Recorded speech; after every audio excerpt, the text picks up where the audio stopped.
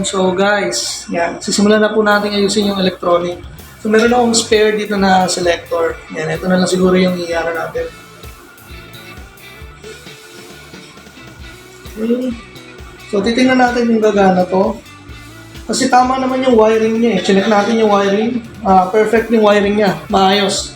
So it's just, problema eh, talagang hindi na tumutunog yung, yan, pag pinagsabay natin yung needle tsaka yung neck pickup, hindi nagsasabay, hindi sila tumutunog. Pati, I think pati yung ano, pag pinagsabay yung bridge tsaka needle, hindi na rin gumagana. So, ayusin natin to guys.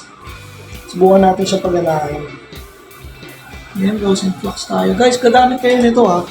Pag magso-solder kayo, gagamit kayo ng rosin flux. Kasi, tama ba? Rosin flux ba tawag dyan? O rosin flux na. Yan, gagamit tayo niyan. Kasi, didikit yung ano nyo, yung tingga. Yan.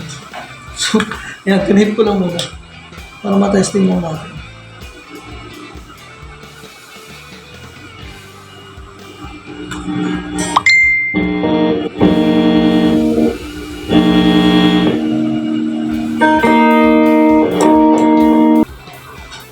Okay, so guys, trinay natin palitan ang pickup selector pero ganun pa rin.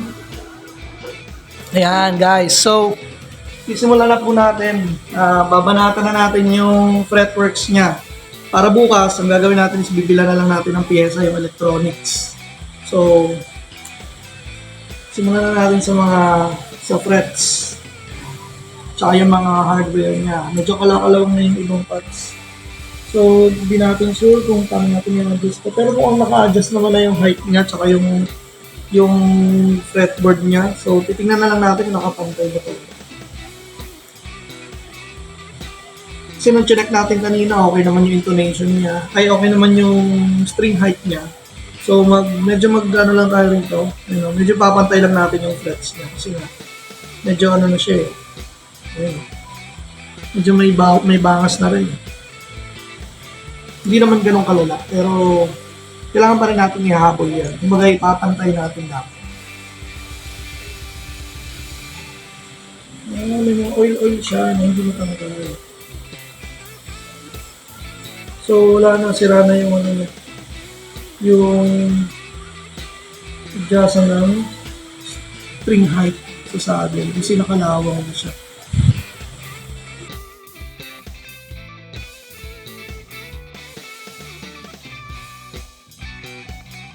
So, yung tip lang po sa mga naka 6-point trem, yung ito pong apat, 1, 2, 3, 4, dapat maluwag lang yan. Maluwag lang po yan. Tapos itong dalawa lang sa dulo, yung 6 tsaka first, yan lang po yung sisikipan ninyo. At hindi sobrang sikip kasi hindi nagagalaw to. Pag sinobra nyo na sikip yan. So, ayun, tip lang po luluwagan lang po natin itong apat sa gitna. Itong apat na screws. Ayun. So, kinang naman na siya. Diba? Minta mo. Unas lang pala. Huwag niya lalagyan ng lemon oil yung mga ganitong part. So, ang lemon oil is dito lang yan sa fretboard. Okay, so next. Ito na tayo rito. Pakikintabin ba natin ito? Testingin natin, subukan natin. Ayos, pantay na pantay yung fingerboard niya.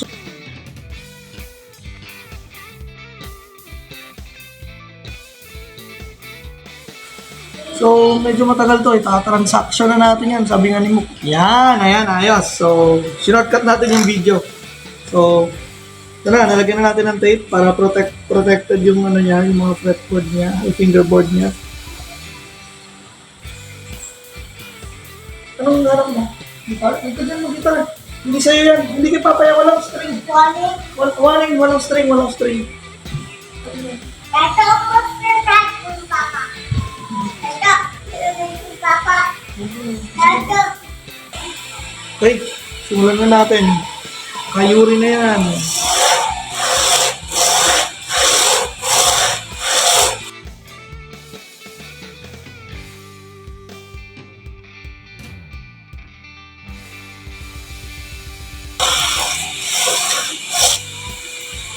Halatang madalas dito mag-lead si Sir. Oh. Nandito yung mga dents eh. Ito yung brush natin.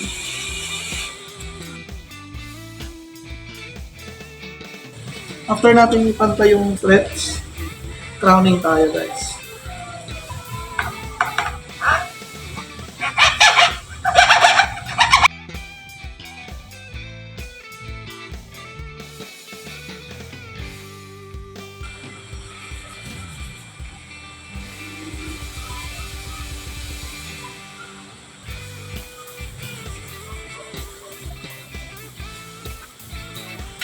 Yan, saka natin siya babanatan ng fine na side paper.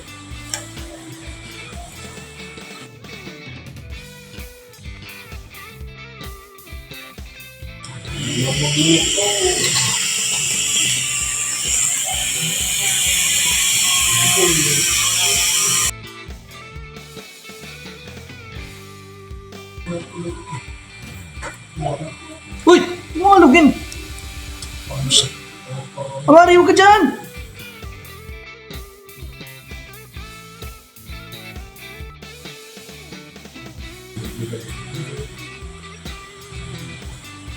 So yun guys, okay na. Punasan ko na lang. So yun, pinakinan ko na rin yung mga pick-ups niya na puro kalawang sa kanila. So makintab na siya lahat. Yung mga frets, makinang. Ay, ayos. Yan, so electronics na lang ayusin natin bukas. Naka-ready na yung gagawin natin. Bibili na lang yung pyesa. So, ayun guys, ito na yung photogenic ni Sir. Yan, medyo marami ng buo yung frets niya. Yan. Medyo ano na rin siya eh. Halos maubos na din yung fret niya. So, nilevel na rin ito noon, malamang. Pero, try natin kung kaya pa. Kaya pa itong i-level. Oh, may taas pa naman siya kahit pa paano. Yan, so pwede pang bawasan yun.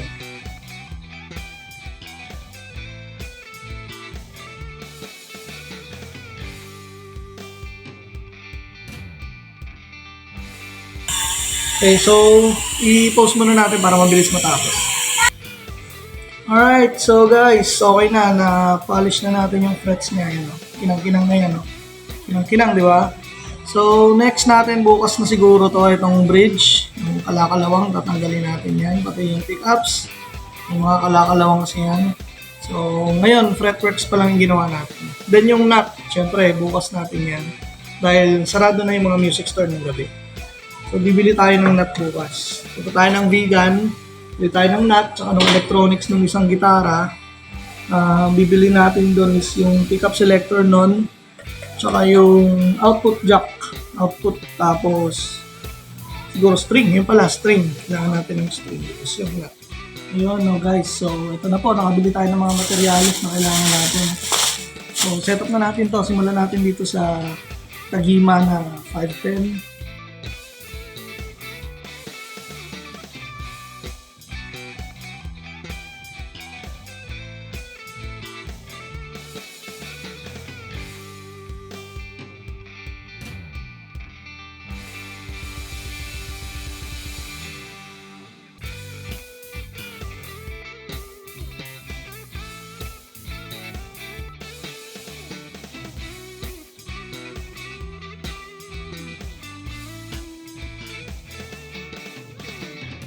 Ayun guys, so tapos na tayong kumain guys. Ayan, tutuloy na natin ito. So dito na tayo sa nililinis ko lang itong mga pihita ng saddle para ma-adjust natin yung saddle mo. Sana gumagana pa to. Kaso mukhang bilog na eh. Tingnan natin kung pwede pang mapihit.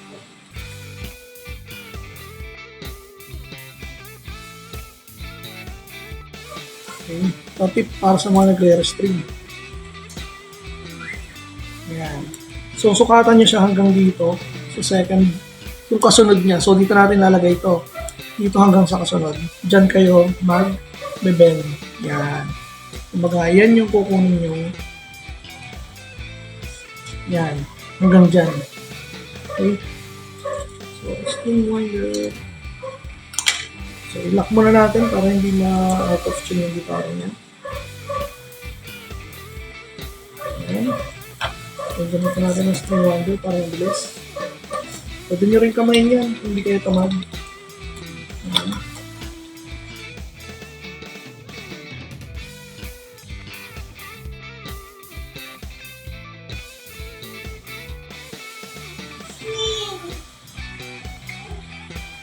So, sobra. Ang gawin natin, mahatak tayo. So, babawas mo na ako rin. Tapos mahatak tayo. So, pahigpit. Mga palayo.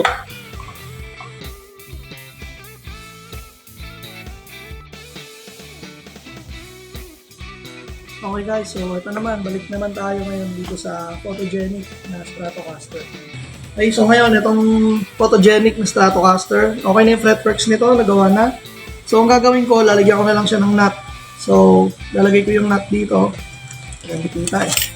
Yan, yung nut dito. Lalagyan natin yan. Then, lalagyan natin ng string. Lilinisin natin tong bridge. Yan, may kalakalawang pa kasi siya. So, linisin din natin tong bridge. Yan. Okay, pause ko muna para masimula ko to. Okay, so yan guys, nakabit ko na yung nut niya. Yan, may nut na siya.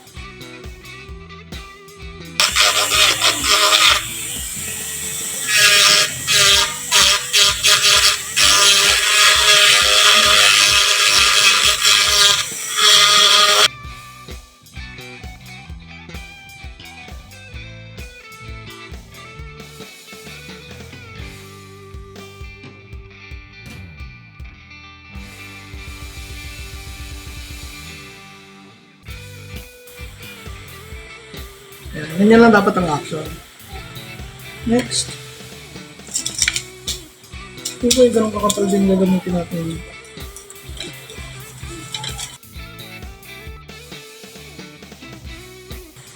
Yun, oh guys. So, naset na natin yung action niya. Ayan. So, yan. Low action na siya. Hindi siya sobrang low, pero sakto na yan. Hindi na matigas sa kanya yan. Komportable gamitin. Yun. So, sound check po tayo nitong Tagima 510. Nagawa na po natin yung dalawang gitara. So, yan.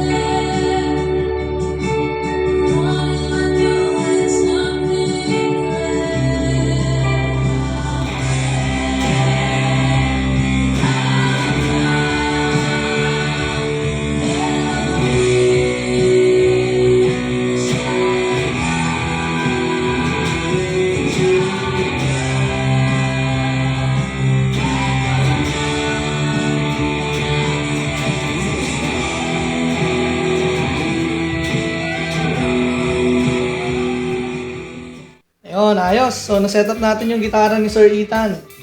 Ayan, kukunin niya na raw mamaya after lunch. Ayan, so guys, salamat sa suporta. Pakishare na lang din po ng video natin para makita ng mga ibang gitarista na naghahanap ng magse-setup ng gitara nila. Yung mga hindi pa marunong mag-setup. Tsaka yung mga naghahanap ng mga brand new na gitara. Ito, marami tayong ganito. Thompson Stratocaster. Ayan, ST1M with stainless steel frets. May nakita ako nito sa Bigan. Hindi pa siya stainless frets pero 8.5 na yung benta nila. So ito, stainless frets na, 6K na lang to. mas bagong version to kaysa dun sa Tag 8.5 nila. So, ayan. May mga kasama na rin siyang freebies. Freebies niya, kasama na tong whammy bar. Kasama na yung mga wrenches niya, pampihit ng mga hardware niya. Tapos, may gig bag na rin. Then, meron na rin cable, strap, pick. May pick na rin kayo. Free setup na din. So, ayun.